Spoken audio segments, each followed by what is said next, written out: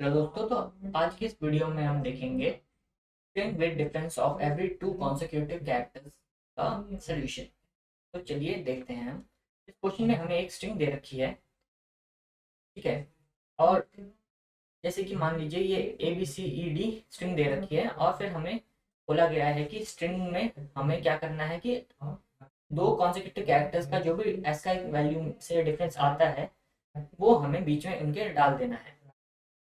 तो कुछ इस तरीके का रिजल्ट हमें क्रिएट करना है। तो चलिए एक एग्जांपल हम लेके देख लेते हैं।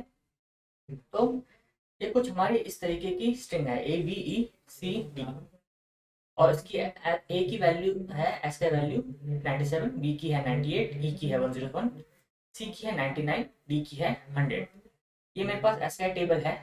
आप देख सकते हैं कि ए की वैल्यू 97, बी की वैल्यू 98, सी की वैल्यू 99, डी की 100, 101 है ई की। मैं इसको हटा देता हूँ कि आप ध्यान से देख सकें। तो ये मेरी एस के वैल्यूज हैं जो मैंने यूज कर रखी है यहाँ पे। तो चलिए देखते हैं हमें क्या करना है इसमें। तो हमें क्या करना है, हमें अपनी स्ट्रिंग लेनी है और उन दोनों तो कॉन्सेक्यूटिव कैरेक्टर्स का जो भी एस के वैल्यू से डिफरेंस आता है वो लिख देना है। यानी कि हमें ए लिखना है, उसके बाद बी माइनस ए कर देना है, जो कि होगा 98 माइनस 97, 1। देन हमें बी लिखना है, फिर हमें करना है ई माइनस बी, जो कि होगा 3।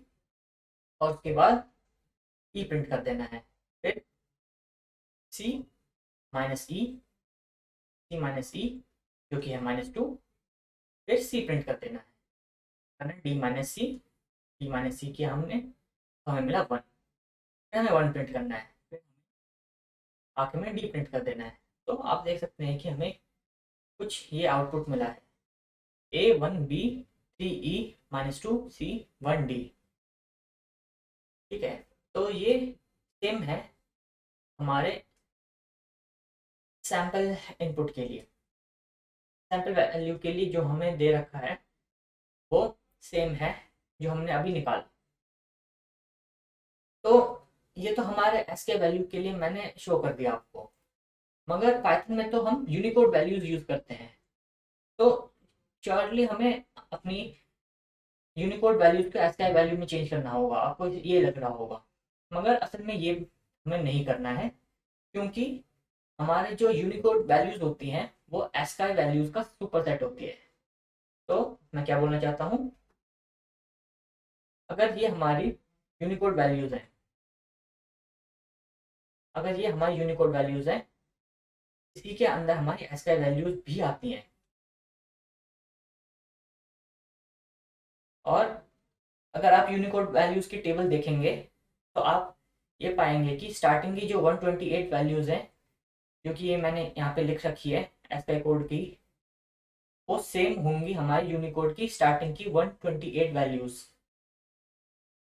तो बस मैं यही बोलना चाहता हूँ कि अगर हम इन वैल्यूज के लिए यूनिकोड वैल्यू निकालेंगे या फिर एस्का वैल्यू निकालेंगे तो वो सेम ही होगा।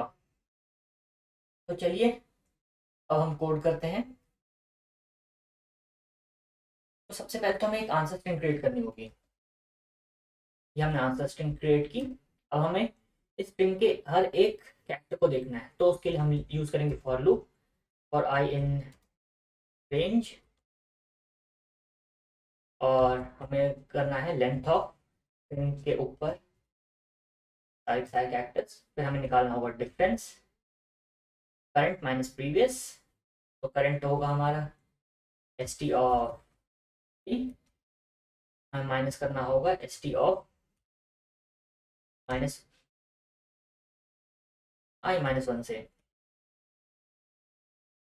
और अपनी आंसर स्ट्रिंग में पहले हमें डिफरेंस डालना होगा और फिर हमें अपना करंट कैरेक्टर डालना होगा।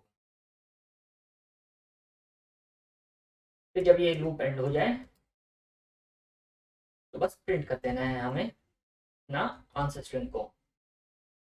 तो सिंपल है ये, मगर अभी ये पूरा नहीं हुआ है। तो सबसे पहले तो डिफरेंस में हमें यहाँ पे अभी कैरेक्टर वैल्यूज प्रेजेंट है, अभी हमने इसको यूनिकोड में कन्वर्ट नहीं किया है। पहले इसको हम यूनिकोड में कन्वर्ट करते हैं, ORD,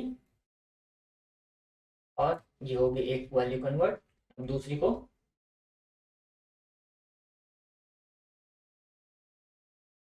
ठीक है। अब अगर आप यहाँ पे देखेंगे तो ये डिफरेंस में कुछ इंटीजर वैल्यू प्रेजेंट होगी, तो हमें इसको पहले स्ट्रिंग में कन्वर्ट करना होगा।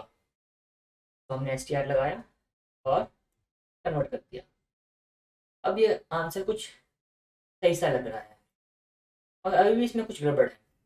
तो वो गड़बड़ ये है कि हम i-1 यूज़ कर रहे हैं प्रीवियस के लिए। अब अगर आपने पाइथन की स्ट्रिंग्स के बारे में थोड़ा बहुत पढ़ा होगा तो आपको ये पता होगा कि पाइथन के अंदर रिवर्स इंडेक्सिंग पॉसिबल है। अगर हम रिवर्स इंडेक्सिंग यूज़ करेंगे तो स्ट्रिंग का जो है, जैसे कि ये हमारी स्ट्रिंग थी ABECD, और हमारी वैल्यू स्टार्ट यहाँ पे भी 0 से ही होती है, 0 1 2 3 4। अगर हम रिवर्स इंडेक्सिंग लिखते हैं तो कुछ इस तरीके की होती है, -1 -2 -3 -4 और -5। तो अगर हम 0 पे हैं, हमारी रिवर्स इंडेक्सिंग यहाँ पे आ जाएगी और ये डी की वैल्यू ले आएगी, जो कि हमें नहीं करना है। तो हमें 0 से स्टार्ट करने की जगह 1 से स्टार्ट करना चाहिए अपने लूप को। तो इसलिए हम क्या करेंगे, सबसे पहले तो आंसर में हम अपने पहले कैरेक्टर को डाल देंगे, ऑफ 0 डाल दिया मैंने, और लूप हम स्टार्ट करेंगे 1 से 0 की जगह। आप समझ गए होंगे कि रिवर्स इंडेक्सिंग मौजूद है, इस वजह से डिफरेंस जो हमारा आएगा और आंसर जो आएगा वो गलत आंसर आ जाएगा। तो इसलिए हमने पहले ही फर्स्ट कैरेक्टर डाल दिया, और उसके बाद हम अपने डिफरेंस को 1 से कैलकुलेट करना स्टार्ट कर रहे हैं। तो चलिए देखते हैं ये आंसर सही देता है कि नहीं। तो ठीक है, आप देख सकते हैं कि ये हमारे सैंपल इनपुट के लिए वैल्यू एक्सेप्ट कर रहा है। अब सारे टेस्ट केसेस को रन करके देखते हैं हम। तो हमें 10 में से 10 मार्क्स मिल गए। इसका मतलब ये है कि जो हमने इस प्रोग्राम की लॉजिक सोचा था वो एकदम सही है और सारे टेस्ट केस पास हो रहे हैं। तो इस वीडियो के लिए बस इतना ही। मैं आशा करता हूँ कि आपको इस क्वेश्चन का सलूशन समझ में आया होगा। बस इस वीडियो के लिए इतना ही। धन्यवाद इस वीडियो को देखने के लिए।